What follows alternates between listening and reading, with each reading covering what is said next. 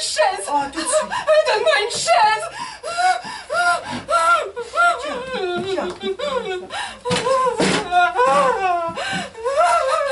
Un verre d'eau, veux-tu?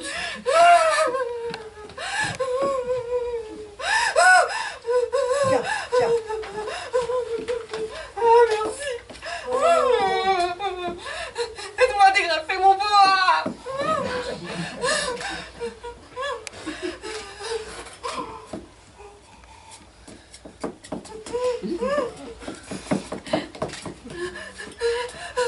Tape mes mains.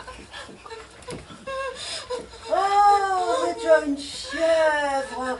Oh, oh. Je suis comme une folle. Oh, mais calme-toi, tu me tournes les sangs. Je suis comme une folle, je te dis. Tiens, bois encore un peu. Ah, merci. Voilà. Là, tu te sens mieux? Oui. Non, je ne sais pas. Oui, Non. adieu. Adieu. Non. Mais qu'est-ce qui se passe? Ah, ce qui se passe. Ah, il se passe que mon mari me trompe. Non. Si. Oh, mais qu'est-ce que tu me dis là? La vérité. Fernand? Fernand. Oh, mais qu'est-ce qui aurait pu penser ça de lui? Crois-tu, après 9 ans de mariage, en pleine lune de miel? Eh bien, nous sommes propres toutes les deux. Ah bon? Parce que toi aussi? Ah non, mais moi c'est pas ça. Mais figure-toi, ma belle-mère est à l'agonie et je suis sans bonne. Allons donc. C'est comme je te dis, Tu as envoyé Euphrasie? ce matin. Voilà une histoire. On m'en parle pas. J'en suis malade. D'autant plus que... Mais c'était une perle, cette fille.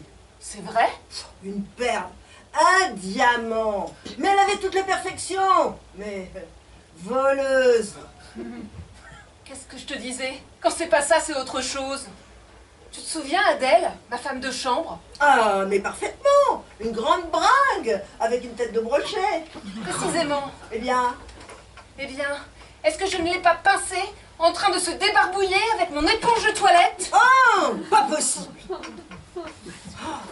Oh, moi, mais je l'aurais tué, la sale bête. Tu es bonne. On n'a pas le droit. Qu'est-ce que je disais donc? Ah oui, ma chère. Il me trompe. Oh non. Adieu. En es-tu sûr, moi? Oh, mon pauvre chat. Mon pauvre chou. Oh. Ah, tu peux me plaindre, va. Je suis assez malheureuse. Mais je te plains de tout mon cœur. Ah, c'est sûr. Ah, t'avais pas mérité ça. Enfin, est-ce vrai? Oh, conte-moi ça en détail. Dis-moi un peu tes peines, ma chérie. Ça te soulagera toujours un peu. Alors voilà. Tu sais que Fernand va à la bourse tous les jours. Oui. Moi, je reste seule et je m'ennuie. Alors qu'est-ce que je fais? Eh ben, tu retournes ses poches. Ah, je connais ça. Et je fouille dans ce secrétaire. Oh, t'as la clé. J'en ai fait faire une. Oh, ce que t'as bien fait. N'est-ce pas? Oh, bah tiens. Ce n'est pas par curiosité. Mais bien sûr que non. C'est par prévoyance. Bah, évidemment. Mieux vaut avoir 2 clés qu'une seule. Au moins, si on perd la première, On a la seconde. et voilà tout. Et à propos, que je te fasse rire. J'avais perdu la semaine dernière la clé de chez nous. Ta clé? Eh ben non. Quand? La semaine dernière, je viens de te dire. Oh, ben voilà la première nouvelle. Tu sais, ça a été toute une histoire. Ah. J'avais passé la soirée chez maman. Le jeudi soir, elle donne du thé et des petits fours. Oui, Bon, minuit sonnant, je saute en fiacre. J'arrive en bas de chez nous, je grimpe mes 3 étages 4 à 4 et une fois à ma porte, pas de clé.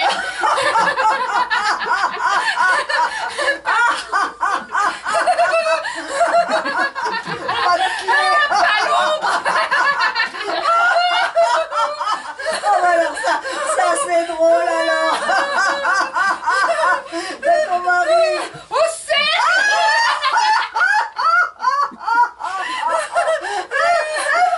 Ah, crois-tu? Et avec ça, pas de lumière.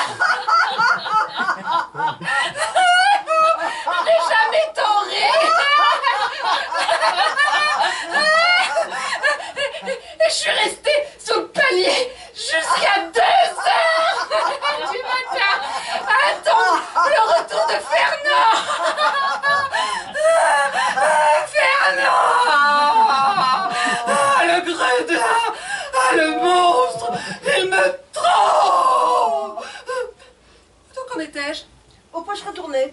Ah, c'est juste. Et figure-toi que j'ai trouvé une lettre dans sa poche. Une lettre oubliée? Parfaitement. Ah, ce que les hommes sont bêtes. Ah, c'est pas à nous qu'arriverait ce genre d'oubli. Oh non. Et une lettre de qui? Ah, devine. Oh, bah ma foi. Oh, cherche pas à voir. C'est tellement horrible, tellement monstrueux. Rose Mousseron. De Parisiana? Oui, ma chère, de Parisiana. Cette fille qui chante. Vas-y, Francky, c'est bon.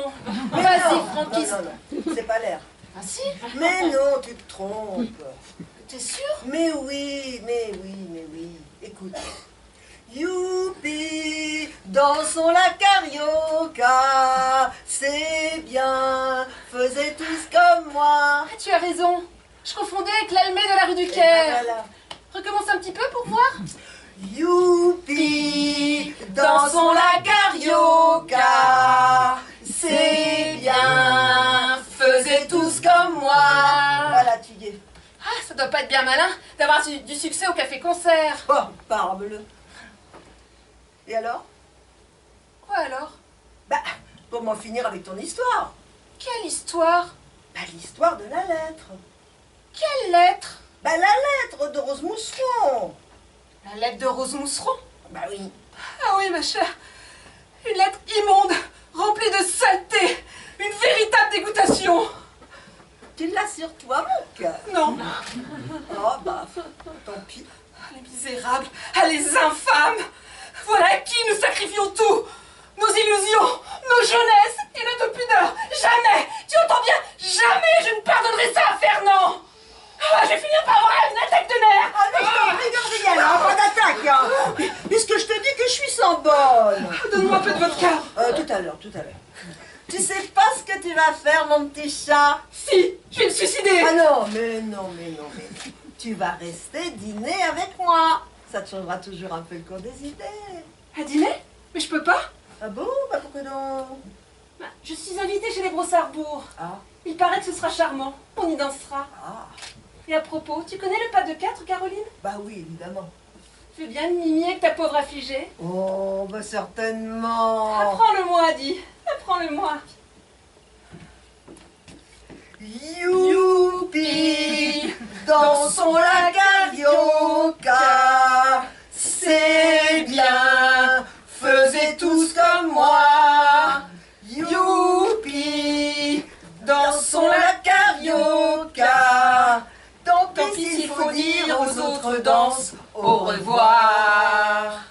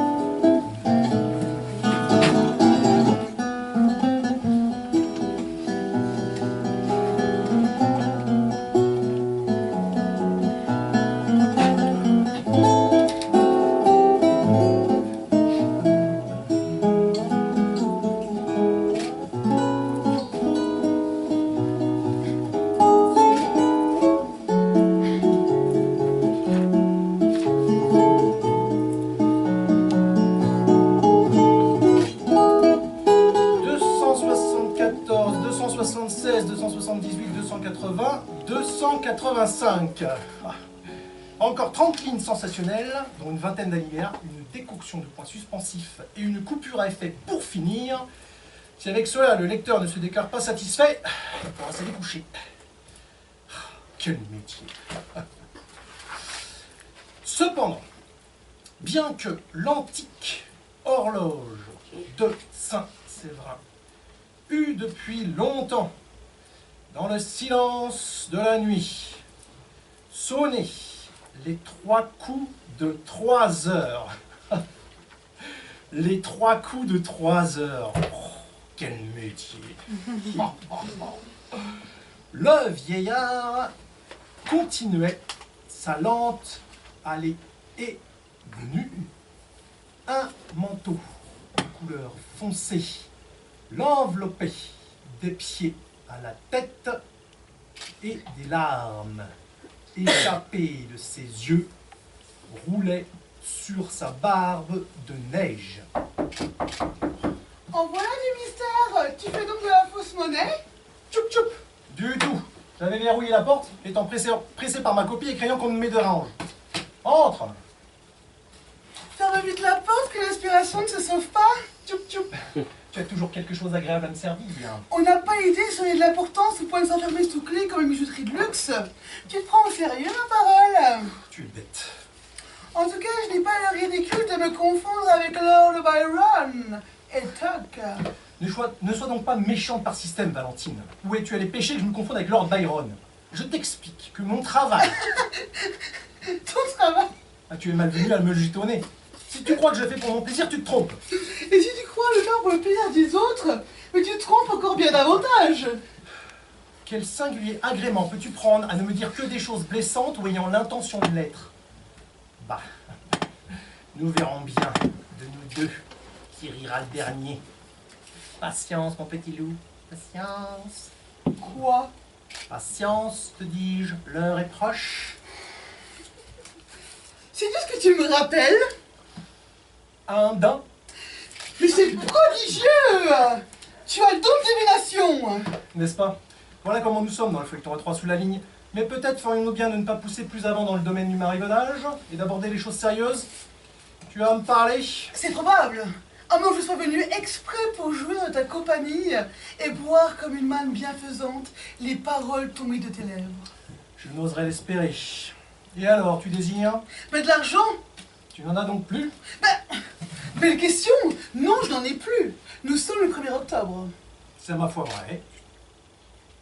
Je n'en ai plus, je n'en ai plus! Je serais bien aise de savoir où je l'aurais eu si j'en avais encore. Supposes-tu que je me lève la nuit pour te voler? Mais qui te parle de voler, mon Dieu? Et quelle nouvelle querelle viens-tu me chercher là? Et je ne suppose rien du tout. Je te donne le premier de chaque mois l'argent nécessaire au ménage. Pendant que le mois court, l'argent file et la bourse est à sec quand le mois est à bout. C'est aussi simple que cela. Eh bien, puisqu'on est assis, paie-moi ce qui me revient, et s'il te plaît, garde tes belles phrases pour les mettre dans tes romans. Ils en ont bien plus besoin que moi. Et toc. Patience. Quoi? L'heure est proche, plus proche que je ne le pensais. Sais-tu ce que tu me fais? Je te fais suer. Mais c'est très curieux! Tu devrais t'établir liseur d'âme. Je songerai sur mes vieux jours. En attendant, nous allons régler nos petits comptes. Nous disons 800, tu le sais bien. 800. 2, Il y a le terme. 3, oui, je te le paierai à part. 4, 5, 6, et je vais te donner le reste en monnaie, Si tu veux. ça te sera plus commode. Et 50, 650 francs, voilà l'affaire. Qu'est-ce que c'est que ça? Mon argent. Mais quel argent? L'argent pour le mois. Il n'y a pas le compte? Comment pas le compte? Non? Si. Mais est-ce que tu deviens imbécile? De 800 francs ôté 650. Reste 150 francs. Eh bien, donnez-moi. Non, Pourquoi donc? parce que tu me les dois. Moi? Oui, toi. Moi, je te les dois. Oui. Mais qu'est-ce que tu me chantes? Je ne t'ai jamais demandé de me prêter d'argent. Je ne t'ai jamais carotté d'avance. En 5 ans de mariage, je pense que tu as eu le temps de te rendre compte. Tu t'écartes de la question. Il ne s'agit pas de tes rares vertus, mais bien de tes imperfections, lesquelles, hélas, sont sans nombre. Toute moque de moi, hein, et tes 150 francs d'amende. Mais quels 150 francs d'amende? Les 150 francs d'amende que j'ai eu le regret de t'infliger en punition de tes écarts de langage, impertinences diverses, rébellion en tout genre, etc., etc. Tu ne comprends pas. Mais pas une syllabe. Je vais te lire le récit, le détail, et pas les idées. Du 1er septembre, pour avoir tranché une question sans en connaître le premier mot, puis, convaincu de son erreur, s'y être cramponné de parti pris avec une insigne mauvaise foi, afin d'avoir raison quand même, et d'exaspérer le sieur Triel, homme modéré, patient et doux. 395. Quoi? Mais qu'est-ce que c'est? Du 2. Pour avoir le sieur Triel ayant exprimé le désir de souper un quart d'heure plus tôt, fait servir un quart d'heure plus tard, et répondu au dit Triel qui se plaignait sans acrimonie, si tu n'es pas content, va-t'en souper ailleurs. 6 francs 70. Ah ça! Ok. Du 3. Pour avoir traité le sieur Triel de crasseux et de sale grigou, car il se refusait à acheter, comme inutile et coûteuse, une lanterne à verre de couleur en imitation de fer forgé, 2 francs 50. Du 4, pour avoir répondu au dit Triel qui regrettait l'absence d'un bâti dans le bouillon, tu répètes toujours la même chose, ce qui n'était que trop vrai. 1 franc 45. Du 5, pour lui avoir dit, te rappelles-tu de la fois où je t'ai pardonné d'être rentré à 7 h du matin, 71 francs. Combien? 71 francs. Mais c'est pour rien! Quand on a pardonné aux gens, on doit mettre tout le temps leur cornet aux oreilles. Et du reste, pardonnez-moi, je t'ai expliqué 100 fois que j'avais manqué le dernier train. Et mon nez, je ne te crois pas! Ah mais crois ce qu'il te plaira de croire. Mais si tu dois me poursuivre de ta miséricorde, me larder de ta grandeur d'âme, et me persécuter jusqu'à ce que mort s'en suive, du souvenir de tes bienfaits, tu peux les garder pour toi. Je leur préfère tes rancunes. Tant qu'à faire que de ne pas t'avoir, tant qu'à faire que d'être ta victime, j'aime autant ne pas t'en avoir d'obligation. Et toc, je continue. Du 6, pour avoir été surprise en train de démantibuler la lanterne de l'antichambre, dans le but de forcer le sieur Triel à en acheter une autre, en imitation de fer forgé et un verre de couleur, 4 francs 95. Du 7. Du 7. Ça va durer longtemps. Quoi, le système des amendes? Tant que tu ne seras pas revenu à un plus juste sentiment des égards auxquels j'ai droit et que j'exige désormais.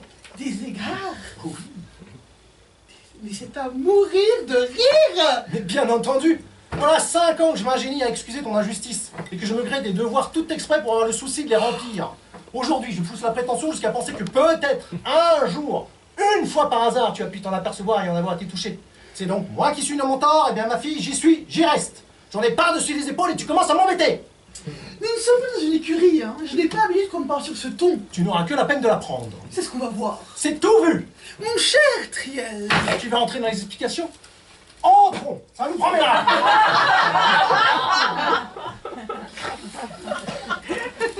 Voilà, je le répète, 5 années que ma bonne volonté crédite ta mauvaise grâce. Les premiers temps de notre mariage, je tentais de la persuasion. Je te tins des discours dictés par la douceur et par la mansuétude même. Peine perdue. Une fois que j'avais en vain 1 heure procédé par le raisonnement, la patience m'échappa. Je me levai, je te pris par le fond de tes jupes, et t'ayant étroitement logé sous mon bras gauche, je t'administrais Il PC. Cet acte d'autorité t'inspira de saines réflexions. J'en suis quelque temps entretenir les bienfaits à l'aide de nouvelles fessées appliquées avec un propos, et toujours équitablement tu me rendras cette justice. Je suis tout simplement, mon Dieu, un pauvre diable d'homme de lettres. Sans aucune espèce de talent. Sans aucune espèce de talent, mais qui aimerait bien cependant trouver dans son petit intérieur une paix qui à la longue lui permettrait d'en acquérir. Je vis venir avec tristesse le moment où les corrections allaient devenir indifférentes en attendant qu'elles te devinssent agréables. Je dus passer à un autre genre d'exercice. C'est alors que j'imaginais me venger sur le mobilier. Ah oui, c'était malin. Très malin même. Puisque le jour où d'un coup de tabouret je fis voler en éclats le miroir de la moirette, Oui. tu restes à muette d'ahurissement. Ah ouais. De quoi j'éprouvé une joie telle qu'en moins de 6 semaines, j'immolais sans regret à mon ardente soif de silence 2 chaises, le pot à eau, le casier à musique, la lampe, la pendule, la soupière et divers autres objets de première nécessité. Le fâcheux est, ô Valentine, qu'il n'en soit pas du mobilier comme du phénix et de ses cendres. La perspective d'avoir en acheté d'autres me gâta vite l'âpre jouissance que je goûtais à casser les meubles. Une fois encore, j'ai dû trouver autre chose. Seulement quoi? M'en aller? Peut-être. Où aller? Commençais à désespérer quand le ciel me suggéra de te faire purement et simplement payer de ta poche tes fautes. Quoi que tu dises, quoi que tu fasses, tu n'auras de moi ni une chiquenaude, ni un rappel à l'ordre. Je mettrai ça sur ta note, tu paieras à la fin du mois. Hurle, braille, Régie! Vocifère! Fais du scandale de tout ton soul.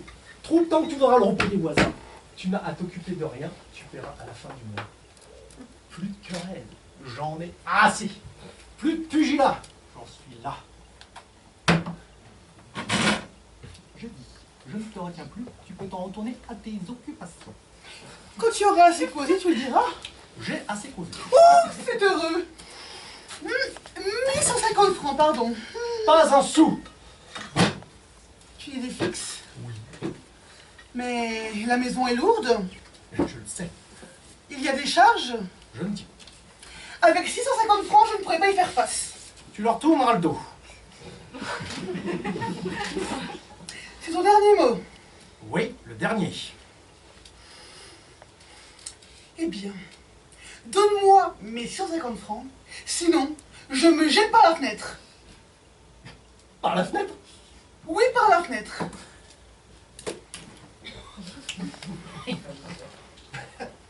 Saute. Allons, saute. Mais tu serais trop content, assassin! Assassin! Assassin! Assassin! Du 1er octobre, pour avoir menacé le sieur Triel de se suicider sous ses yeux, tentant ainsi d'exploiter la tendresse de cet excellent mari. 4 francs 95. Lâche! Lâche! Lâche! Pour ne pas l'avoir fait,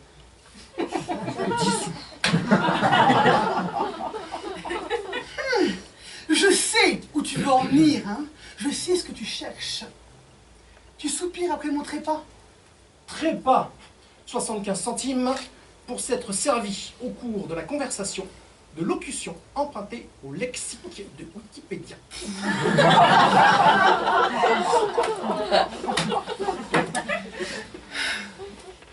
J'en ai assez. Ça fait trop longtemps que je souffre sans me plaindre. Tchoup tchoup. Je retourne dans ma famille.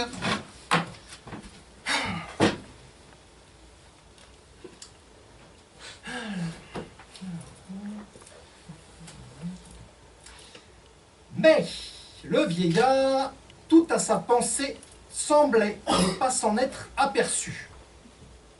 Soudain, élevant vers le ciel un regard de hautain défi, eh bien, cria-t-il, sois maudit, Dieu d'inclémence, Dieu d'injustice, toi qui n'as pas écouté mes prières, demeure à jamais abouré. Je jette ton nom en pâture à l'exécration des générations à venir. Et allez donc, turlurette. Eh bien, adieu. Ah, c'est toi. Tu t'en vas? Eh bien, adieu. Ça ne te fait rien. Ben, je ne sais pas, je pensais que peut-être... Tu te trompais. ben, je pensais qu'après 50 mariages, tu pourrais me quitter sur une bonne parole. Oui. Je te souhaite de te bien porter et de trouver là où tu vas le bonheur que je n'ai pu réussir à te procurer sous mon toit. J'ai la conscience d'avoir été un tendre et fidèle mari. Tu ne t'en es pas aperçu. N'en ai pas de remords, c'est dans l'ordre. La femme ne voit jamais ce qu'on fait pour elle, elle ne voit que ce qu'on ne fait pas.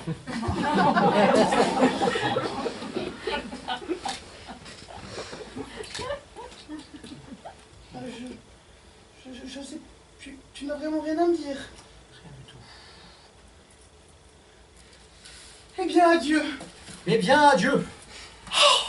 C'est égal. On m'aurait rudement étonné si on m'avait dit hier que tu me flanquerais à la porte aujourd'hui, hein. Mais je ne te flanque pas à la porte. Mais qu'est-ce que tu fais? Je ne te retiens pas, c'est tout. Tu veux t'en aller, va-t'en. Ça ne te fait rien? Mais non, ça ne fait rien. Je sais pas, au bout de 5 ans de ménage, ben tu pourrais sans... Oui, sans le compromettre, encore une fois. Je sais, je te l'ai dit, je te l'ai dit. Eh bien, tu pourras au moins m'embrasser. Si tu veux.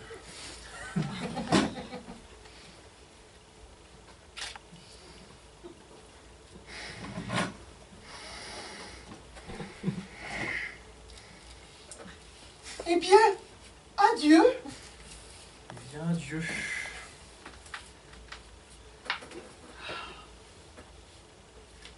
Mais 150 francs, donnez-moi. Non, Mais je t'en prie. je ne peux pas, je t'assure. Mais pourquoi donc? Parce que j'ai eu la faiblesse de te pardonner trop de fois et que tu me l'as fait payer trop cher. Mais laisse-moi l'expliquer. Encore pour les 150 francs. Oui. Mais retiens-moi là un autre jour. Le mois prochain. Mais vois-tu aujourd'hui, j'en ai besoin. Il me les faut. Je les veux. À ce point-là? Oui. Dis-moi, Valentine, Oui. regarde-moi un petit peu. Tu as fait une bêtise? Naturellement. Laquelle? Tu ne crieras pas trop fort? Je tâcherai, va toujours. Eh bien, j'ai fait l'acquisition d'un effet. Tu as souscrit un effet. Oui. Allez, répondre à cela. Et de combien le billet? 150. Mazette, tu ne vas pas avec le dos de la cuillère? Une acquisition peut-être, c'est ça? Une acquisition, en effet. Indispensable. Ben, si on veut. Nécessaire au moins. Ben, ça dépend. Enfin, utile. Oui et non.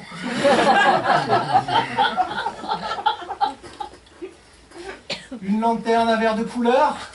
En imitation de fer forgé. Ça y est, t'as arrivé. Ça y est. Mais a-t-on idée d'un tel appétit de lanterne? Où l'as-tu fourré cette œuvre d'art? Et va me la chercher que je la contemple. Que j'en grise de mes yeux extasiés. Allons, cours, vole, bondis. Non. Tu ne veux pas? Regarde-moi encore. Tu l'as cassé. On l'a pourtant. Mais c'est pas de ma faute à moi. C'est de la camelote. Elle avait un œil. Mais un œil. Tout le monde s'y serait laissé prendre. Alors, ben, qu'est-ce que tu veux? Je me suis laissé tenter. De là, j'ai demandé au marchand, en venant de ta part, s'il pouvait me faire crédit jusqu'à la fin du mois. Et le marchand a dit oui. Alors, il m'a remis la lanterne dans un grand papier. Et en l'apportant à la maison, en voulant la déballer, eh ben le machin m'est resté dans une main et le chose dans l'autre. Voilà comment c'est arrivé. Le machin t'est resté dans une main et le chose dans l'autre. Oh, tiens, tu me désarmes. Les voilà, ces 150 francs. Merci Edouard. Canaille.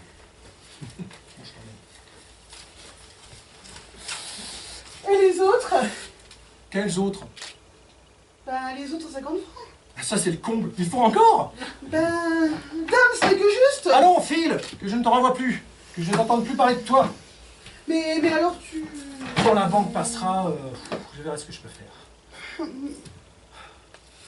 C'est vrai que tu es gentil quand tu veux. Il est fâcheux que tu t'en aperçoives le jour seulement où je réussisse à te faire peur. Oya Kefali, dit Léonard d'Ésope, Kengefalou Kessi. Qu'est-ce que tu dis?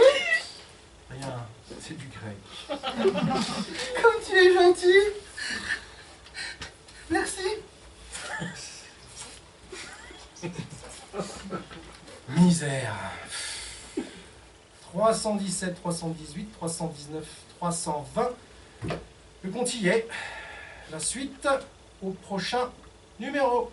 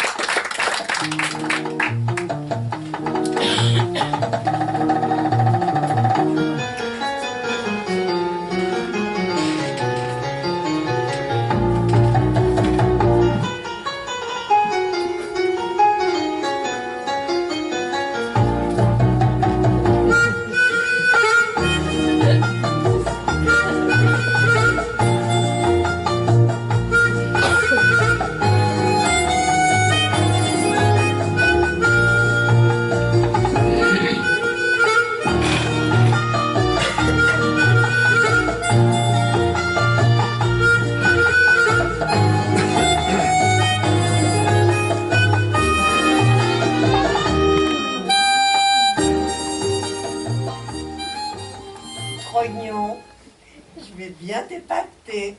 Oh oui, je vais t'embaucher une surprise. Devine qui m'a fait un cadeau aujourd'hui? La concierge. Peste, tu as de belles relations. Tu ne m'avais jamais dit ça. Oh, Trognon, ne chine pas, la concierge, c'est une femme, tout ce qu'il y a de bas. À preuve, c'est qu'elle m'a donné, devine quoi? Un Gora. La concierge t'a donné un Gora? Oui, mon vieux. Et qu'est-ce que c'est que ça, un Gora? Tu sais pas ce que c'est un Gora? Ma foi, non. Oh, mon pauvre Trognon. Ben, je te savais un peu poire. Mais alors, à ce point-là, j'aurais pas cru. Alors, tu sais pas qu'un Gora, c'est un chat? Ah, un Angora, tu veux dire? Comment? Tu dis Angora? Bah, évidemment que je dis un Gora. Eh bien, on ne dit pas un Angora. On dit pas un Gora? Non, Oh, ben qu'est-ce qu'on dit alors? on dit un Angora. Oh, et puis quand? Mais toujours. Oh, oh, tu crois? J'en suis même certain. Eh ben, tu m'étonnes. Parce que la concierge dit Angora. Et si elle dit Angora, eh ben c'est qu'on doit dire Angora. Oh, c'est pas la peine de rigoler, hein. Parce que c'est pas toi, avec tes airs malins, qui va lui faire le poil pour l'instruction. Elle est si instruite que ça? Oh, oh, oh, tout ce qui se passe dans la maison, c'est par elle que je le sais. C'est une raison, je le reconnais, mais ça ne change rien à notre affaire. Et pour ce qui est de dire un Angora, sois sûr, on dit un Angora. Non, mais je dirais comme tu veux, mon chéri. Puis après tout, ça m'est bien égal. Hein? Alors, si nous n'avons que ça comme motif de discussion, C'est évident. n'est-ce pas? Sans doute. Et puis le tout, ben, c'est qu'il soit bien joli. Qui? Eh ben, le petit Nangora que m'a donné la concierge. Oh, à cet égard, il n'y a pas mieux. Imagine, pas plus gros que le poing, des petits souliers blancs, des yeux comme des cerises à l'eau de vie, puis un petit bout de queue pointu. On dirait les teignoirs de ma grand-mère. Mon Dieu, quel beau petit Nangora. Je vois au portrait que tu montres qu'il doit être, en effet, très bien. Une simple observation, on ne dit pas un petit Nangora. Ah bon? Ben pourquoi donc? Parce que c'est du français de cuisine. Ah ben celle-là, elle est bien bonne. Mais je dis comme tu m'as dit de dire. Oh, mais pas du tout, je proteste. Je t'ai dit de dire un Angora, mais pas un petit Nangora. C'est que dans le premier cas, le A du mot Angora est précédé de la lettre N. Tandis que c'est le T qui précède avec le mot petit. Ah, Oui, ben voilà des histoires. Ben qu'est-ce que je dois dire alors? tu dois dire un petit Angora. C'est sûr? Sans aucun doute. Il n'y a pas d'erreur. Sois tranquille. Ah non, parce que moi, tu comprends, moi je tiens à être fixé, hein. Tu l'es comme avec une vis. Allez, n'en parlons plus. Hmm. Maintenant, je voudrais ton avis. Je voudrais l'appeler Zigoto. Excellente idée. Ah ben, il me semble, Et je trouve ça épatant. n'est-ce pas? C'est simple, Gai, sans prétention. facile à se rappeler. Et ça fait rire le monde. Ah, puis ça veut bien dire ce que ça veut dire. Ah oui, moi il me semble que pour un Tangora, c'est bien trouvé. Ce n'est pas pour te dire des choses désagréables, mais ma pauvre cocotte en sucre, j'ai du mal à me faire comprendre. Fais donc attention, sapristoche. On ne dit pas un Tangora. Mais ça va durer longtemps cette plaisanterie? Permets-moi Ah de... non, parce que j'aime pas beaucoup qu'on se paie ma physionomie. Alors si t'es venu ici pour payer mon 24,30, vaudrait mieux le dire tout de suite. Tu t'emballes, tu adores.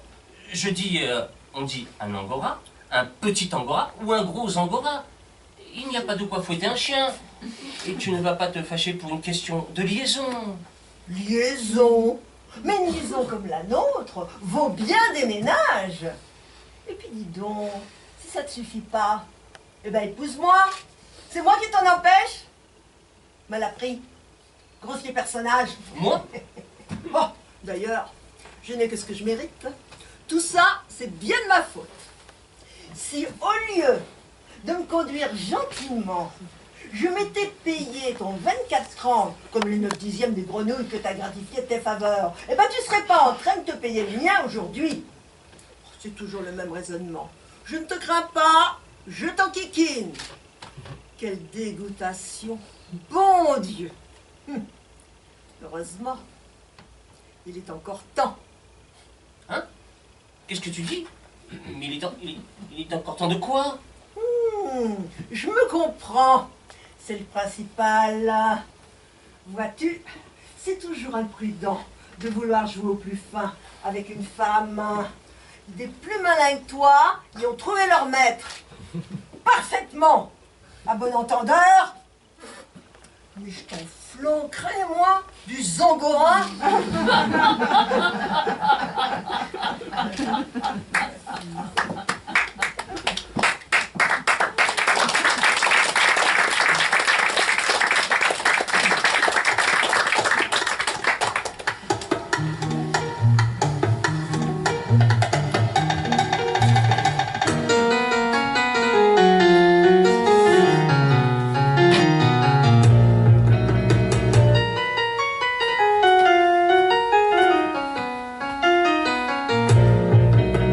Sais-tu danser la carioca?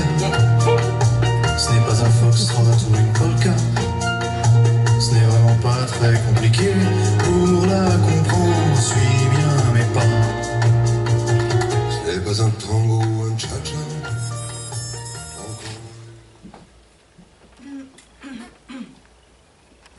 Un petit mot, je vous prie, monsieur de Brossarbourg, mon époux.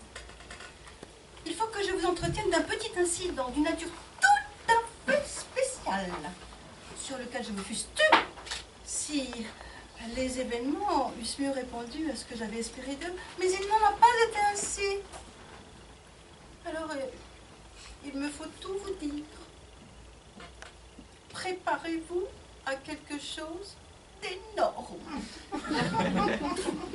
L'honneur des Brossarbourg. L'honneur des Brossarbourg, madame. L'honneur des Brossarbourg, dites-vous. Oui.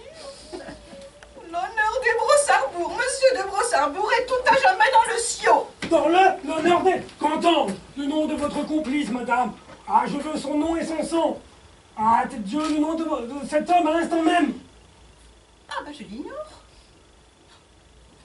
C'est une tragique et mystérieuse histoire que celle dont je vais vous faire le récit. Mais écoutez et jugez plutôt. Vous vous souvenez, au mois de novembre dernier, vous convient, ici même au château, quelques amis à séjourner pour l'ouverture de la chasse. Ils étaient au nombre de 6. Il y avait monsieur de la Motte-Dame, il y avait le chevalier de mes pieds, il y avait le monsieur de Poil-du-Boudin, le vicomte de la Rossardière, Le docteur Bougredane et Oscar de Poutrepéto, parfaitement. Eh bien, Eh bien, voici. Ces messieurs étaient arrivés depuis 2 ou 3 jours. J'étais dans ma chambre un soir. Je changeais de linge pour descendre, pour présider le dîner. Et tout à coup, j'entends ouvrir la porte et je me dis,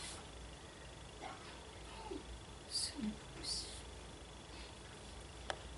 J'en étais arrivée à la minute psychologique où l'extrémité de ma chemise inférieure était remontée jusque sur mon cou et s'accrochait inévitablement au feu d'artifice qui jaillit de la tête des femmes.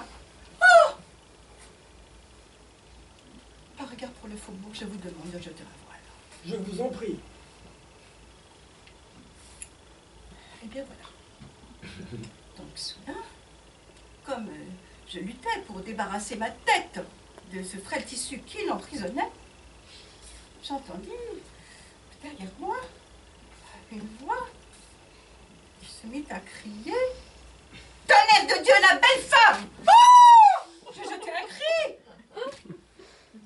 Quelqu'un s'approcha et profitant de l'état de quasi-captivité, de cécité absolue dans laquelle je me trouvais, répéta par 3 fois « Du satin, du satin, du satin tout craché !»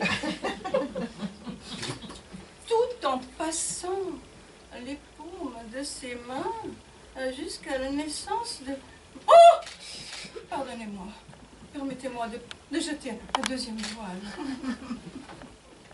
Quand enfin je repris possession de ma tête et que je pus promener autour de moi un regard noblement courroucé,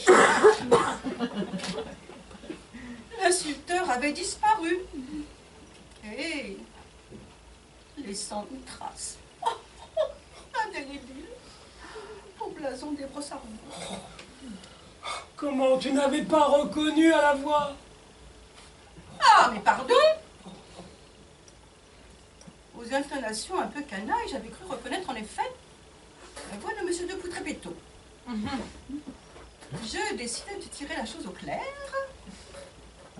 et d'arracher à ce faux gentilhomme l'aveu de sa félonie, bien déterminé à l'en punir et à l'en punir de façon éclatante.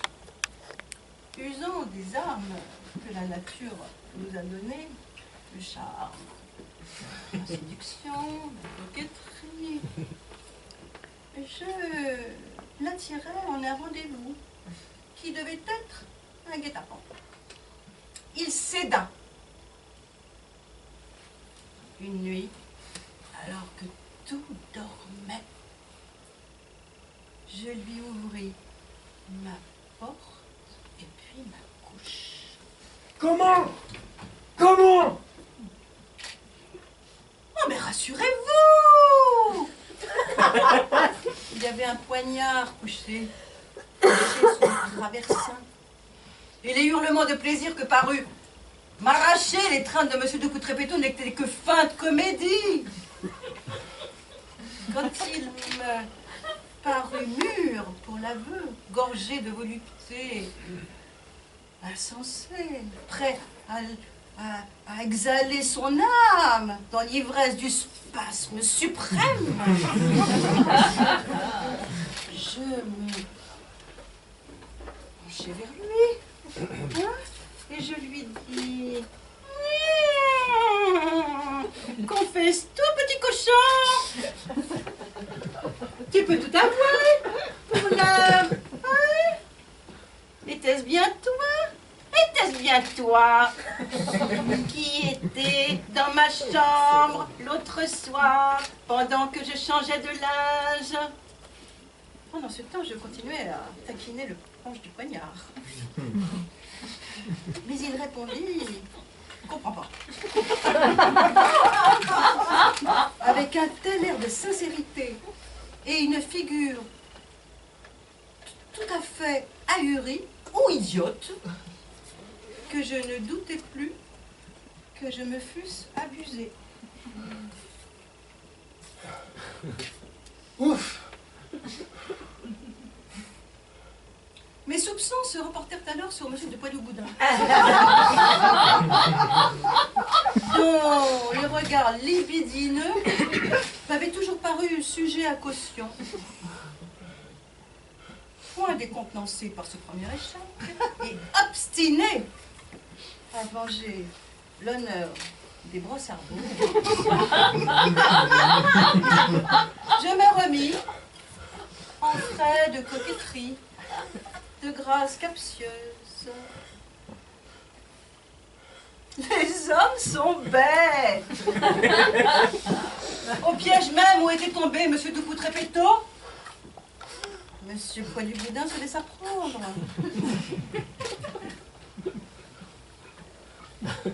Confiant et luxurieux, un soir, il se faufila en silence et en un lit qui devait être, peut-être, son tombeau. Mais que vous dirais-je? Il est des tels accents de sincérité auxquels on ne saurait se méprendre. Monsieur de Poilou-Boudin était innocent, indiscutablement innocent. Et il sortit de mes bras comme il était rentré. Mais le poignard était resté caché sous le traversin. Et alors, vous songeâtes à Monsieur de la Rossardière? Vous l'avez dit. Mais cette deuxième tentative fut aussi inutile que les deux précédentes. Et il en fut de même pour le chevalier de mes pieds. Puis pour le docteur Bougredal? Oui. Et puis aussi pour... Et puis aussi pour monsieur de la moto-dame. Hélas, oui. J'en étais arrivée à soupçonner le cocher. Le cocher? Oh, le concierge! Le concierge! Oui, monsieur! Le concierge! Et j'en aurais le fin mot avant 8 jours! Ma foi, vous êtes plus bête 100 fois que tous les cochons de Cincinnati. Ma figure se couvre de boutons. Si je vous eusse pu soupçonner aussi démesurément imbécile, je ne me fusse point livré à l'innocente plaisanterie qui consista à vous tapoter le derrière en le comparant à du satin. C'était donc vous? Parfaitement, madame. C'était moi. Oh, je suis fortaise! Oh!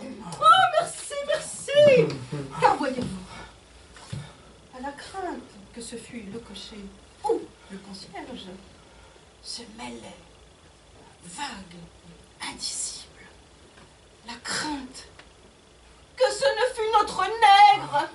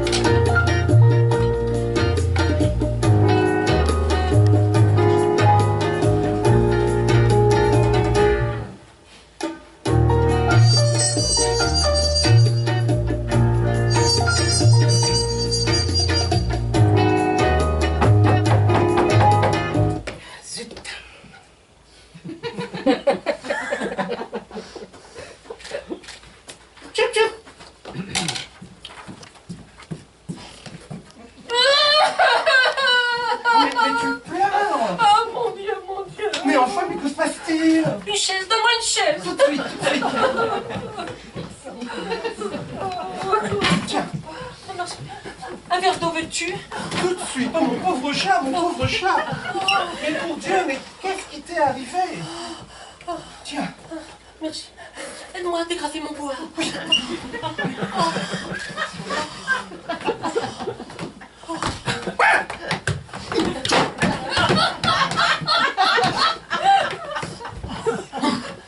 Tape mes mains. Mon Dieu, mais t'as une fille. Non mais je suis comme un fou. Calme-toi, je t'en supplie, tu me tournes les sangs. Je suis comme un fou, je te dis. Bon, encore un peu. Voilà. Ça va mieux maintenant? Oui, non. Oui. Oh, je ne sais pas. Oh mon Dieu, mon Dieu. Je suis tout Canada. Mais enfin, mais que se passe-t-il? Ce qui m'arrive, c'est que mon mari me trompe. Non. Si. Mais qu'est-ce que tu me racontes là? La vérité. Fernand. Fernand. Mais qu'est-ce qu'on peut penser de lui? Crois-tu, hein? Après 9 ans de mariage, en pleine lune de miel. Eh bien, nous sommes propres tous les deux. Ah, parce que toi aussi? Non, moi, ce n'est pas cela. Mais imagine-toi, j'ai tous les ennuis. Ma belle-mère est à l'agonie, et je suis sans bonne. Comment? Tu as envoyé le phrasé? Mais ce matin. Oh, voilà une histoire. On m'en parle pas, j'en suis malade. D'autant plus que c'était une perle, cette fille. C'est vrai? Ah ben une perle, un diamant. Elle avait toutes les perfections, mais voleuse. Que veux-tu? Quand ce n'est pas ça, c'est autre chose. Ainsi, tu te rappelles Adèle, ma femme de chambre? Ah oui, parfaitement, une grande braille avec une tête de brochet. Précisément. Eh bien? Est-ce qu'un jour... Non mais, écoute ça. Je ne l'ai pas pincé en train de se barbouiller avec mon éponge de toilette. C'est pas possible. Ma parole d'honneur. La sale bête, moi je l'aurais tué. Tu es bien bon, on n'a pas le droit. Qu'est-ce que je disais donc? Alors oui, voilà, il me trompe. Oh, mais en es-tu sûr au moins? Oh Dieu. Ah, je te plains de tout mon cœur. Ah ça, c'est sûr, tu n'avais pas mérité ça. Hein. Ah oui, bah, tu peux me plaindre. Oh. Conte-moi ça en détail. Dis-moi tes peurs, ça te soulagera toujours un peu. Eh bien voilà. Tu sais que Fernand va à la bourse tous les jours. Oui. Et moi je me retrouve seul. Alors qu'est-ce que je fais? Tu retournes ses poches. Ah mais je connais ça. Hein. Parfaitement, et je fouille dans son secrétaire. Tu as la clé? J'en ai fait faire une. Oh, ce que t'as bien fait. N'est-ce pas? Oh bah tiens. Bon, ce n'est pas par curiosité. Oh bah non, bien sûr. C'est par prévoyance. Bah sans doute, oui. Mieux vaut avoir 2 clés plutôt qu'une. Comme ça, si on perd la première, On a la seconde. voilà tout. Et à propos, que je te fasse rire, est-ce que je t'ai raconté le jour où j'avais perdu la clé de chez nous? La clé, non? Quand? La semaine dernière. Oh, comment? Je ne t'ai pas dit cela. De la première nouvelle? Ça a été toute une histoire. J'avais passé la soirée chez maman, figure-toi. Tu sais que maman, le jeudi soir, donne du thé et des petits fours. Bah oui. Bon, minuit sonnant, je saute en fiacre, j'arrive chez nous, je monte les 3 étages 4 à 4, une fois à ma porte, pas de clé. Pas de clé. Pas l'ombre. Ah ça c'est drôle ça. Et ton mari? Au cercle. Un vrai pignon là. Crois-tu? Et avec ça, pas de lumière. Pas de lumière. J'ai jamais dormi. Je suis resté sur le palier jusqu'à 2h du matin attendre le retour de Fernand.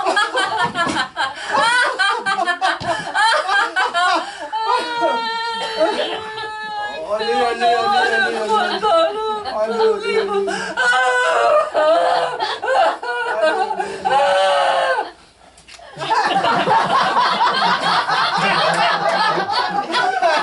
J'en étais en poche retournée. C'est juste. J'ai retrouvé une lettre dans sa poche. Une lettre oubliée? Parfaitement. Que les mâles sont bêtes. Ce n'est pas à nous que ces oublis-là auraient livré. Oh non. Et alors de qui la lettre? Devine. Ah, ma foi. Oh, ne cherche pas, va. C'est tellement monstrueux, tellement immonde, tellement abject. Georges de Mousseron. De Parisiana. Oui, mon cher, ce gars qui chante. Un jour, la petite guette tripote-moi la bite à Ah non, non, c'est pas ça. Non, c'est pas ça. Si. Ah non, non, c'est pas ça. Tu es sûr? Non, mais tu te trompes, tu te trompes. Non, non. Non, non, non, je te jure, c'est comme ça. Youpi, dansons la carioca. Tu vois, c'est pas... Ah oui, je confondais avec l'ami de la guerre. On recommence un petit peu pour voir. Les deux. Youpi, dansons la carioca. Fais bien, fais-et tous comme moi. Tu vois, tu l'as là. Ce n'est pas bien malin d'avoir du succès au café-concert. Oh, parbleu. Bon, et alors? Quoi alors? Mais pour en finir avec ton histoire. Mais quelle histoire? Mais l'histoire de la lettre. Quelle lettre? La lettre de Georges Mousseron. La lettre de Georges... Ah!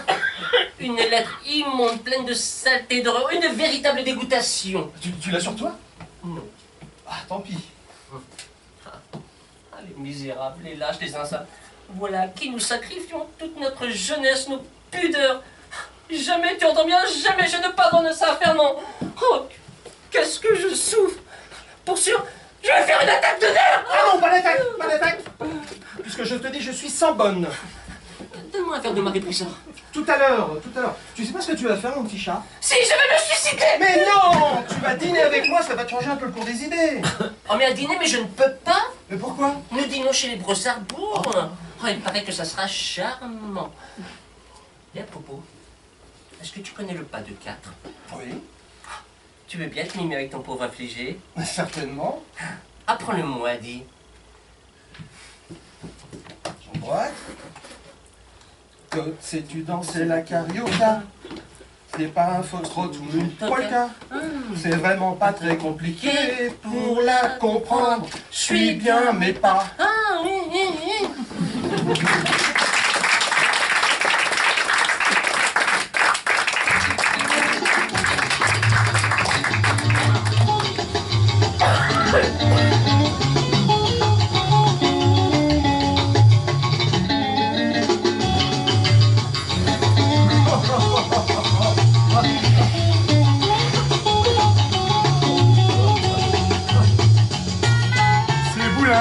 Croisé l'autre jour à la table des Duclous, qui m'ont proposé de venir de temps en temps prendre une tasse de thé chez eux, me paraissent de charmantes personnes et je crois que je goûterai en leur compagnie infiniment de satisfaction. Si monsieur veut bien donner la peine de s'asseoir, je vais aller avertir mes maîtres.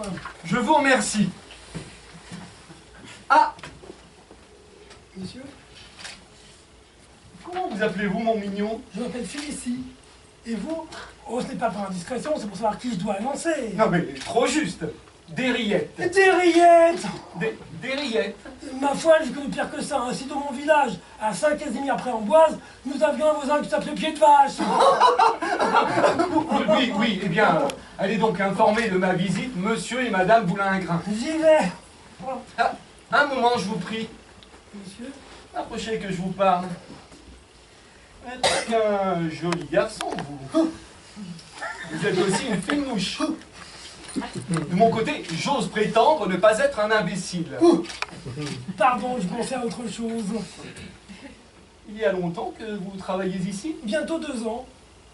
Merveille. Vous êtes l'homme qu'il me faut. Vous voulez m'épouser? Bon, ne faites pas la bête, voyons. Ce n'est pas de cela qu'il s'agit. On peut se tromper, excusez.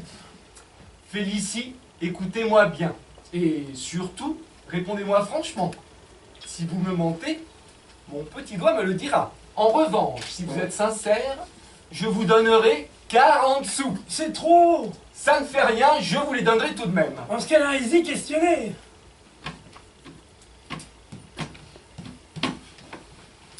Entre nous, monsieur et madame Boulingrin sont de fort aimables personnes. Ah, je vous crois. Je l'aurais parié. Gens simples, n'est-ce pas? Tout ce qu'il y a de plus. Un peu popote. Un peu beaucoup. Ménage très uni au surplus. Unis. Unis. J'en suis quelquefois gêné. J'ai toujours du même avis. Jamais un mot plus haut que l'autre. 2 tourtereaux, monsieur. 2 ramiers. Je constate que mon flair aura fait des siennes une fois de plus. Je vais être ici comme dans un bain de sirop de sucre. Voilà vos 2 francs, mon petit chat. Ça ne vous gêne pas? Non. Alors merci, monsieur. Laissez donc. Jamais je n'ai moins regretté mon argent. Salut, demeure calme et tranquille. Asile de paix où je me propose de venir 3 fois par semaine passer la soirée cet hiver. Les pieds chauffés à des brasiers qui ne me coûteront que la peine de leur présenter mes semelles. Abreuver 2 tasses de thé qui ne me coûteront que la peine de les boire. Oh, agréable perspective. Rêve longtemps caressé. C'est que, voyez-vous mon enfant, plus on avance dans la vie, plus on en voit l'inanité. Qu'est la volupté? En 20 mots. Qu'est le plaisir? Une apparence. Oh, vous me direz que pour un vieux célibataire, la vie de café a bien des avantages. C'est vrai, mais que d'inconvénients. À la longue, ça devient monotone, onéreux. Et puis, il arrive un âge où poussez pas... Qu'y a-t-il donc? J'ai oublié de refermer le robinet de la fontaine. Petite bête, ça doit être du propre. Je me sauve, je vous annoncerai en même temps. Sans cervelle, mais de l'esprit. Cet enfant ne me déplaît pas. L'appartement non plus d'ailleurs. Ameublement bourgeois, mais confortable. Bourrelé aux fenêtres et sous la porte.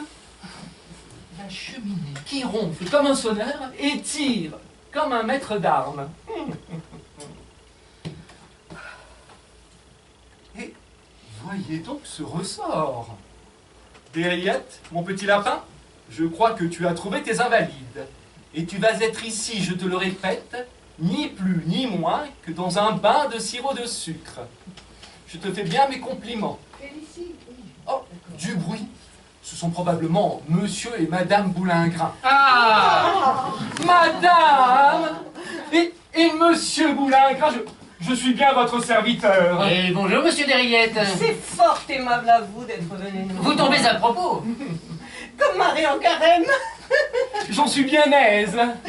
Dites-moi, Monsieur Derriette. Madame. Pardon, moi d'abord. Non, moi. Non, moi. N'écoutez pas, Monsieur Derriette, mon mari ne dit que des bêtises. Que des bêtises? Oui, que des bêtises. Attends un peu, tu vas voir tout à l'heure si je ne vais pas aller t'apprendre la politesse avec une bonne paire de claques. Espèce de grue. Voyou! Comment as-tu dit cela? J'ai dit voyou! Tonnerre! Et puis tu embêtes monsieur, veux-tu bien lâcher tout de suite? Lâche toi-même! Non, toi! Non! Aïe! Non, veuillez m'excuser, Madame et Monsieur Boulingrin, mais je vois que vous êtes en affaires et je craindrais d'être importun. Nullement! Point du tout! Au contraire! Cependant... Au contraire, vous dis-je. Et tenez! C'est cela! Prenez un siège! Merci. Non, pas celui-ci, celui-là. Mille grâce. Non, pas celui-là. Celui-ci. Non. Si. Non. Si. Est-ce que ça va durer longtemps? Vas-tu ficher la paix à Monsieur Derriette? En vérité, je suis désolé. Pourquoi donc? Mais il n'y a pas de quoi. Asseyez-vous. Là. Non, mais pas sur celle-là, je vous... Tu vois? Mais imbécile! Imbécile! Mais c'est de ta faute aussi. Pourquoi as-tu voulu le forcer à s'asseoir sur une chaise qui l'aurait pugné? Imbécile! Tu serais bien avancé, n'est-ce pas, s'il s'était cassé la figure? Imbécile. Imbécile toi-même. Oh, quel monstre de femme, mon Dieu. Pourquoi faut-il que j'ai trouvé ça sur mon chemin? Vous ne vous êtes pas blessé, j'espère. Si peu que ça ne vaut pas la peine d'en parler. Vous m'envoyez ravi. Approchez-vous du feu. Je suis fâché d'être venu. Prenez donc ce petit tabouret sous vos pieds. Merci beaucoup. Prenez également ce coussin. Bien obligé.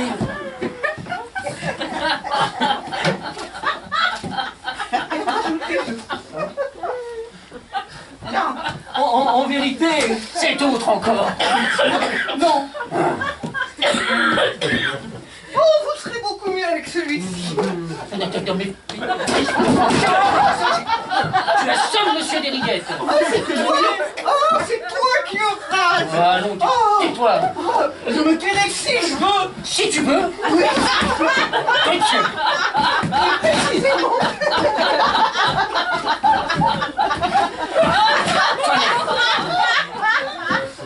De Dieu! Ça c'est trop fort!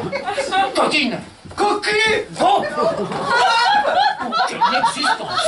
Ah, je te conseille de te plaindre. Un escroc, doublé d'un fainéant qui ne fait un de ses 10 doigts. Il se saoule avec l'argent là-bas.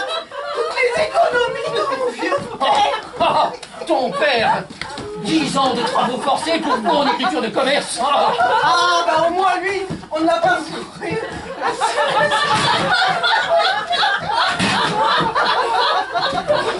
On n'a pas fourré à Saint-Lazare pour excitation de mineur à la débauche, comme la mère. Vous l'entendez? Ne trouvez-vous pas que le temps s'est un peu rafraîchi? Ne me force pas à révéler en l'infection de quel cloaque j'ai dépêché de mes propres mains! Péché! Ah, tu ne manques pas de tout! Je serais bien curieuse de savoir lequel d'entre nous a péché l'autre! Ernestine? Ah, silence ou je dis tout! Ah? Oui, calmez-vous. Madame a raison. Ah! Raison! Oui. Raison! Mais... Oh ça, Monsieur Derriette, voulez-vous donc que je vous extermine? N'en faites de rien! Mais, certes, je peux le dire à voix haute. Au cours de ma longue carrière, j'ai entendu bien des crétins proférer des extravagances. Oh, ça ne fait rien. Je veux que mon visage se couvre de pommes de terre si jamais. Oh, grand jamais, oui, oh, la pareille insanité. Mais pardon. Raison! Mais permettez. Raison! Mais écoutez-moi. Une trique! Qu'on m'importe une trique! Je veux casser les reins à Monsieur Derriette, car la patience a des limites. Et à la fin, ceci passe la permission. Comment? Voilà une bougresse, fille de voleur, voleuse elle-même, qui me fait tourner en bourrique, m'écorche, me largue, me fait cuire à petit feu. Et c'est elle qui a raison. Une gueuse qui me suce le sang, me ronge le poumon, les reins, le foie, la rate, le pancréas, le péritoine, les intestins, le pancréas, les pieds. Et c'est elle qui a raison. Ne faites pas attention, il est... Raison. Elle me dit qu'elle a raison parce que vous parlez sans savoir, comme la vieille bête que vous êtes. Mais si vous étiez à ma place, vous changeriez d'opinion.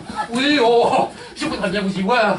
Vous en feriez une de bouillotte, vous, si on vous foutait une gousse d'ail dans le derrière. Et qu'on vous foute à rôter devant le feu depuis le 1er janvier jusqu'à la Saint-Sylvestre. On commence à rôter devant le feu.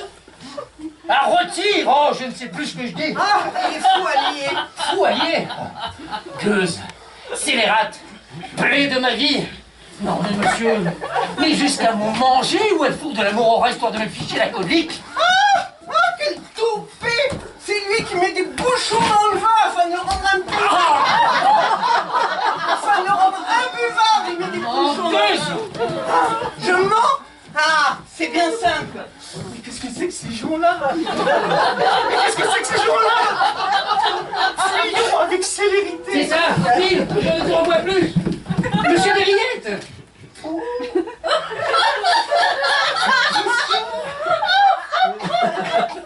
J'ai des excuses à vous faire. Je crains de m'être laissé aller à un fâcheux emportement. Et de ne pas vous avoir traité avec les égards voulus. Où cela? Quand? Mais tout à l'heure, ici. Je ne sais ce que vous voulez dire. Vous avez été au contraire d'un agréable accueil. Je suis touché par votre excellent accueil. Adieu. Quoi, déjà? Hélas, oui, je suis appelé au dehors pour une affaire des plus poussantes et je dois prendre congé de vous. Vous plaisantez? Allons. Vous allez accepter un rafraîchissement. Ne croyez rien. Si, si, faites. Nous ne nous quitterons pas sans avoir bu un coup et choqué le verre à notre bonne amitié. Mais n'insistez pas, vous me blesseriez. Je croirais que vous avez de la rancune contre moi. Allez me chercher une bouteille de champagne. Bien, monsieur. Enfin, Ah, j'accepte votre invitation pour ne pas vous désobliger. Mais j'entends ne plus être mêlé à vos dissensions intestines. Elles sont sans intérêt pour moi et me mettent dans des positions fausses. Sans parler des boutons de mon habit qui restent et de mes fesses qui s'en ressentent. marché conclu. Top. Top. En ce cas, asseyons-nous. J'ai idée, monsieur Derriette, que nous allons faire à nous deux une solide paire d'amis. C'est aussi mon avis. Vous m'êtes fort sympathique. Je vous le dis comme je le pense. J'apprécie vivement l'agrément de votre causerie. Pleine d'aperçus ingénieux. Fertile en piquantes anecdotes et en mots à l'emporte-pièce. Mais une chose surtout me plaît en vous. Le parfum de franchise, de droiture qui émane de votre personne. Gageons que la sincérité est votre vertu dominante. Forcé d'en convenir. À merveille. Nous allons l'établir sur l'heure. Donnez-moi votre parole d'honneur de répondre sans embâche, sans détour et sans faux fuyant à la question que je vais vous poser. Je vous la donne. Bien. Dites-moi, là, tout de bon, le cœur sur la main, croyez-vous que depuis la naissance du monde, on ne vit jamais rien de comparable comme ignominie, comme horreur, comme infamie, comme abjection à la figure de ma femme? Allons, Sargon! Ah, vous en convenez. Et encore, si ce n'était que sa figure, monsieur... Mais permettez! Mais il y a Pixler, il y a sa mauvaise foi sans nom, sa bassesse d'âme sans exemple. Tenez, un détail, dans le tas. Nous faisons lit commun, n'est-ce pas? Mais que diable! Sapristi, mais laissez-moi donc parler, mais vous vous expliquerez tout à l'heure. Donc nous faisons lit commun. Moi je couche au bord, elle dans le fond. Ça m'embête. Très bien. Qu'est-ce qu'elle fait? Elle m'envoie des coups de pied dans les jambes toute la nuit. Comme ceci. Ah, quelle sale bête. Ou alors, elle me tire les cheveux. Comme cela. Ah, n'est-ce pas que ça fait mal? Bien mieux, monsieur. Le matin, Est-ce qu'elle ne m'envoie pas des gifles à tour de bras sous prétexte de s'étirer parfaitement? Tenez, voilà comment elle fait. N'est-ce pas que ça fait mal? Ah non, non, on voit assez, hein. Je ne suis pas venu dans le monde pour qu'on lui fasse subir des mauvais traitements. Et ici, on ne prend jamais. Buvez! Comment? Il n'est pas encore mort? Ah, zut-toi! Mais buvez, je vous dis que ça sent le bouchon! Mauvaise gueule! Tu ne l'emporteras pas au paradis!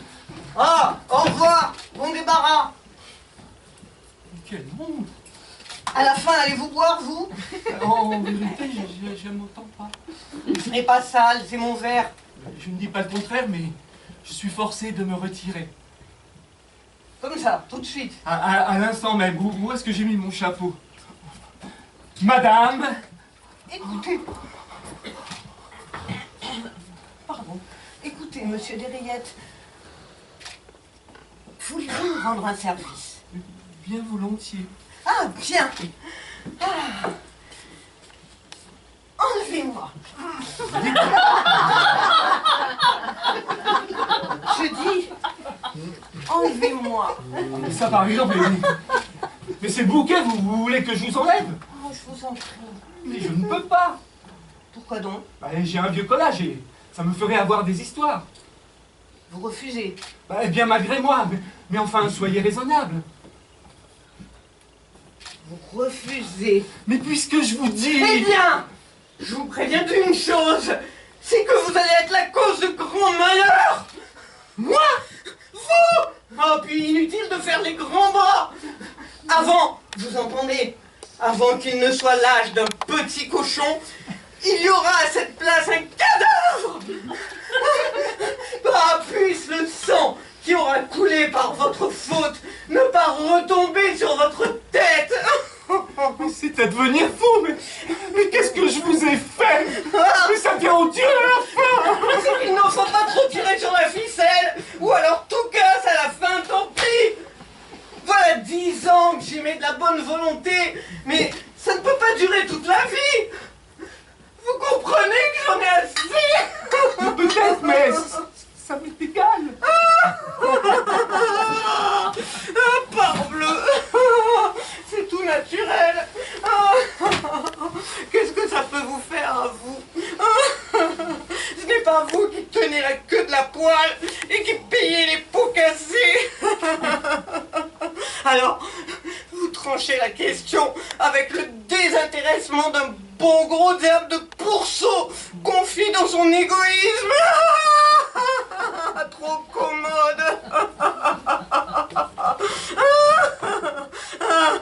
Il est probable que vous changeriez de langage si vous étiez pieds et poings liés, livrés à la fureur d'une brute sanguinaire qui vous traiterait en esclave et vous battrait comme un tapis. Car il me bat. Vous ne me croyez pas? Oh, si. Non seulement, vous m'entendez, il me meurtrit de bourrade au point de m'en défoncer les côtes. Mais qui plus est, il me passe, le misérable, à m'en faire hurler. Ah non, pas comme ça, non, ça ne rien. Non, entre l'os de l'index et la deuxième phalange du pouce, comme ça. Vous voyez, ça sent... Goûtez. Ça encore. C'est de la morora. Goûtez. Goûtez donc, tonnerre de Dieu, puisque je vous dis que ça va vous fiche la conique. On rapporte à vous. Canaille, je n'en aurais pas le démenti. Buvez. Non. Goûtez ça. Jamais. Buvez, je dis que ça sent le bouchon. Je vous jure que c'est du poison. Bête. C'est curieux cette obstination, puisque je vous dis que vous êtes fichu dans le claquet. Oh, dis donc, quand est-ce que tu auras fini de gaver Monsieur Desrillettes? Est-ce que tu le prends pour une volaille? Et toi, tu le prends pour une éponge? Oh, saleté. Gueuse. Ah, peste. Choléra. Et puis tiens. Oh, pardon. Oh, ça implie l'advertence. Ça, ignoble personnage. Tiens.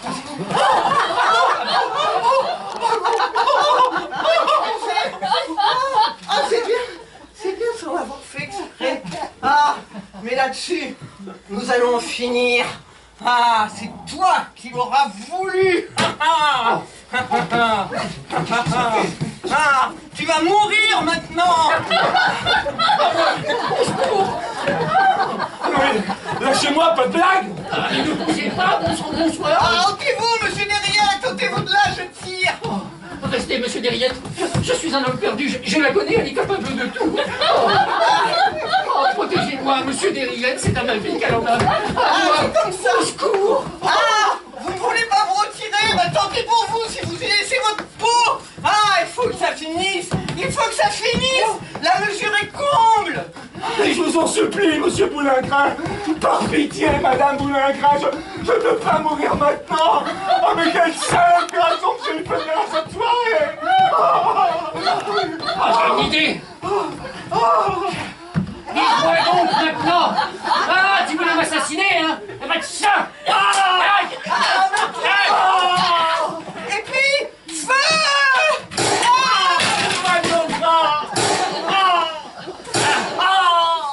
Ah, tu tires! Eh bien, je casse la glace! Ah, tu casses la glace? Eh bien, je casse la pendule! Ah, tu casses la pendule! Eh bien, je casse tout! Ah, tu casses tout? Eh ben, je mets le feu! Mais faites attention, nom de Dieu! Vous marchez sur ma figure! Chanel! Fille de voleur! Rodin! Un incendie! Au feu!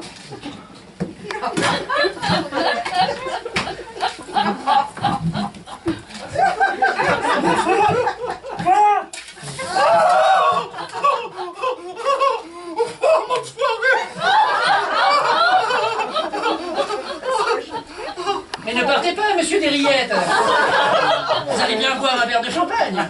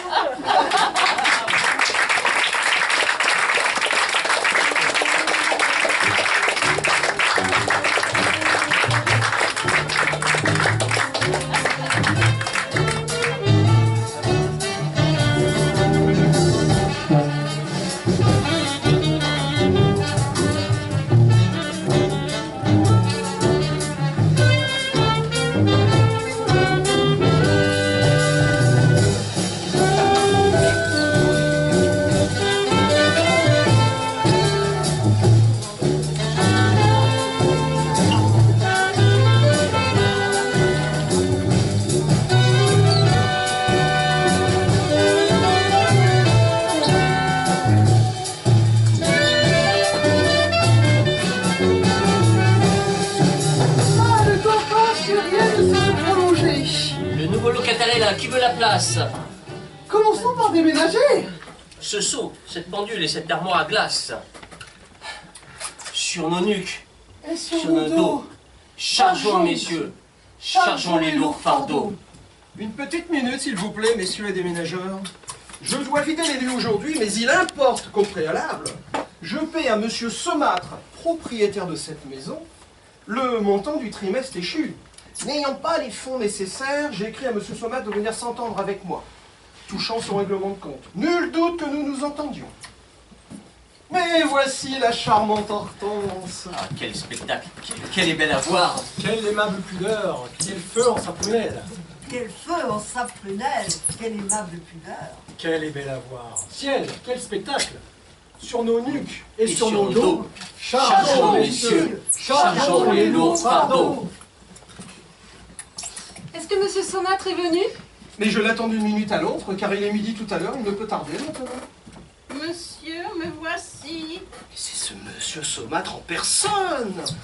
Et bonjour, monsieur Saumâtre. Monsieur, mes civilités. Mais donnez-vous la peine d'entrer, prenez un siège, je Non, vous c'est prie. inutile. Mais si fait. Hortense, apporte un siège à monsieur. Donnez-moi votre chat. Et votre parapluie? Pardon, excusez.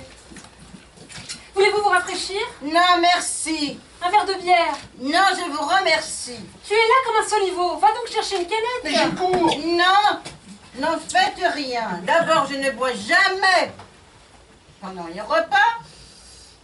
Entre les repas, plus exactement. Mais, et de toute façon, je ne fais qu'entrer et sortir. Donc, causons peu, mais causons bien. Je vous ai apporter votre quittance. Oh, monsieur Saumâtre, une pareille grandeur d'âme, une telle générosité. Quand je te disais que Monsieur Saumâtre était plein de délicatesse. Et croyez bien que vous ne perdrez rien. Nous ne sommes ni des ingrats, ni de malhonnêtes gens. Hortense est là qui peut vous le dire. Pardon. Est-ce que vous avez les fonds? Non. Ah! Eh bien, dans ce cas, Oh, comment? rendez-moi mon chapeau. Monsieur Saumâtre, écoutez-moi. Non, monsieur, je n'ai rien à écouter. Pourtant, Mais madame, je n'ai que faire de vos paroles. Monsieur Saumâtre, un mot, un seul. Voici exactement 5 ans que je suis votre locataire. Ne vous ai-je pas toujours, à l'heure précise, payé l'argent que je vous devais?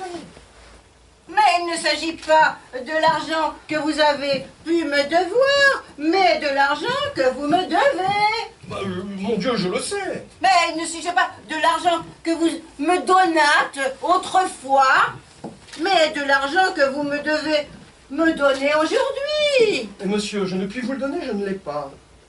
Ah! Eh bien, en ce cas, je garderai le mobilier. notre mobilier? Ben oui, c'est mon droit. Monsieur Saumâtre. Rendez-moi mon chapeau. Monsieur Saumâtre. Vit-on jamais férocité pareille? Écoutez, monsieur, vous perdez votre temps et vous me faites perdre le mien. Vous me devez et vous ne me payez pas. Ben, je vais me payer tout seul.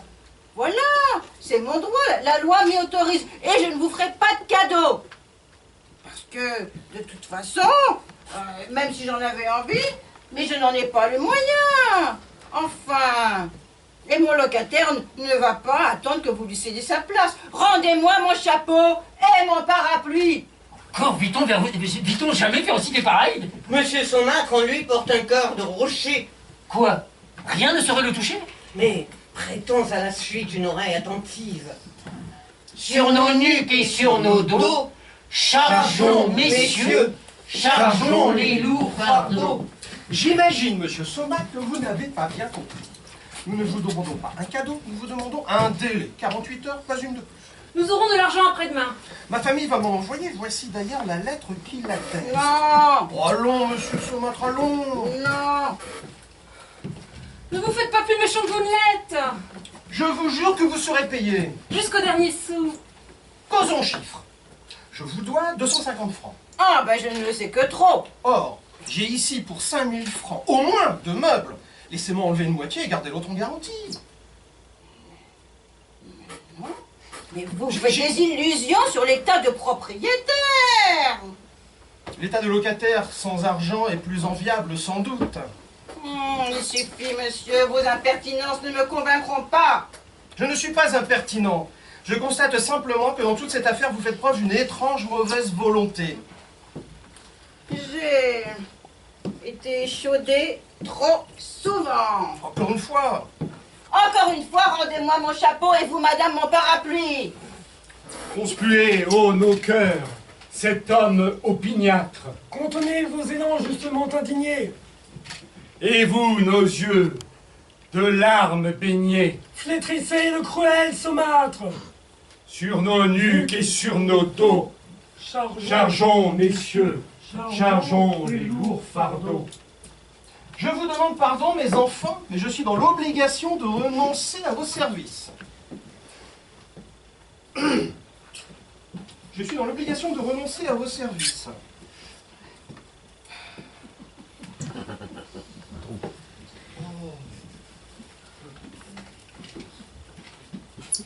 Toutefois, il ne sera pas dit que de braves garçons comme vous se seront dérangés pour rien. J'entends que vous buviez un coup à ma santé. Tu as de la monnaie, Hortense? De votre front chargé de sueur. Écartez toute âpre pensée. Le déménageur porte en lui Une âme désintéressée. Puisque ce monsieur nous accorde Une équitable indemnité. Paix et le gloire à lui. Aux gens de bonne volonté. Je suis pauvre, voilà 100 sous, allez vous désaltérer. 100 sous, il nous offre une thune. Votre sagri, c'est la fortune. Oh, il est déjà midi 20. Précipitons-nous pas chez le marchand de vin. Sur nos nuques et sur nos dos, Chargeons, messieurs, chargeons les lourds fardeaux. Le Christ a dit, rends à César ce qui appartient à César. Voici votre pépin et votre tube. Et maintenant, Hortense, couche-toi. Que je me couche? Mais à l'instant même, monsieur Saumâtre, Comment? veuillez vous retirer. Mais qu'est-ce que cela veut dire? Cela veut dire que madame qui est enceinte est à terme et que la loi lui donne 9 jours pour accoucher. 9 jours? Oui, 9 jours. Mais ce n'est pas vrai! Soyez poli ou je vous vois dans l'obligation de vous mettre à la porte. Monsieur, je suis poli avec tout le monde. Mais là, permettez-moi de vous dire, vous me faites bien rire avec vos 9 jours. Et mon locataire alors? Vous n'avez pas la prétention de le coucher dans le lit d'Hortense? Certainement pas, mais pourtant il faudra bien qu'il se couche quelque part. Il couchera où il voudra. À vos frais. Pourquoi à mes frais? Je ne connais pas cet homme. C'est avec vous qu'il a passé un contrat. Et c'est à vous qu'il intentera un procès. Perdu d'avance, bien entendu. Possible, mais je vous poursuivrai à mon tour. Deuxième procès. Deuxième procès. Que vous perdrez comme le premier. Parce que... Parce que des 3 personnes en cause, vous êtes la seule qui n'avait pas raison jusqu'au cou. Non mais comment? Vous ne comprenez pas que votre nouveau locataire a précisément les mêmes droits à occuper ce logement que moi à ne pas en sortir.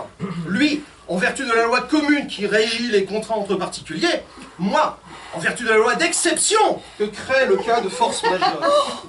D'où je conclus qu'une maison dont je suis l'unique propriétaire, tout le monde y est maître, excepté moi. Naturellement.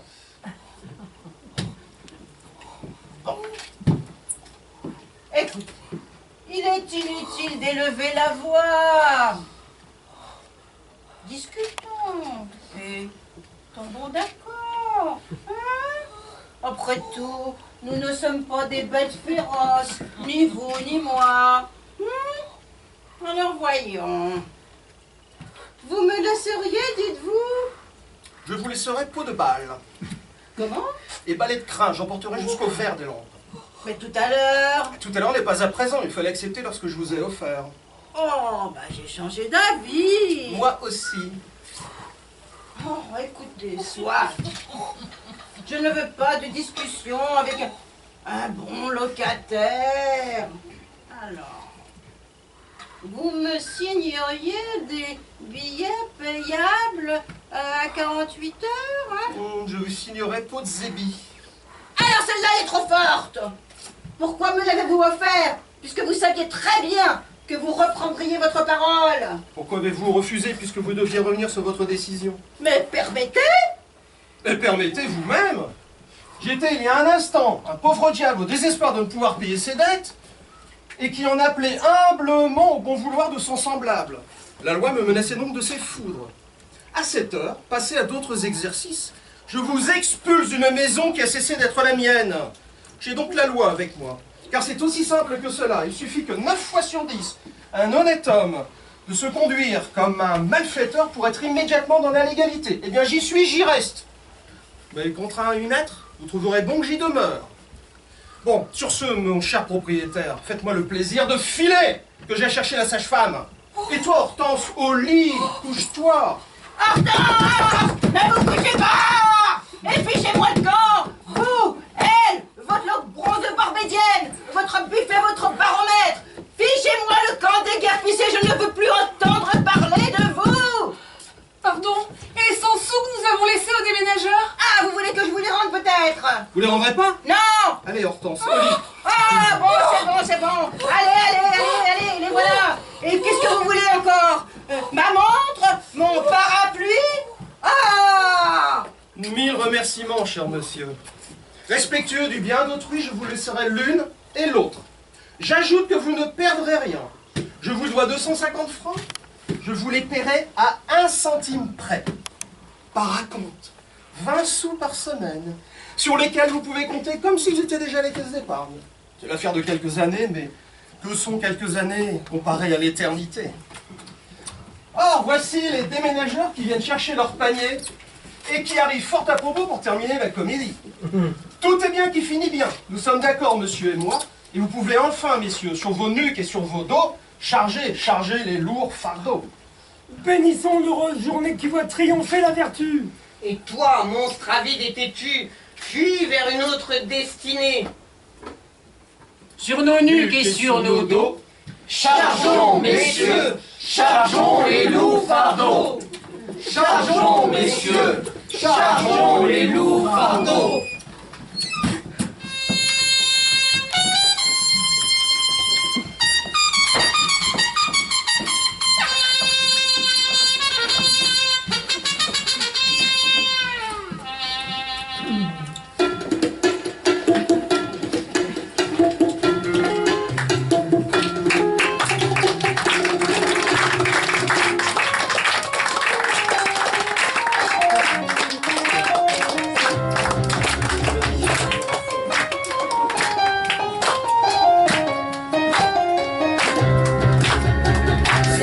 C'est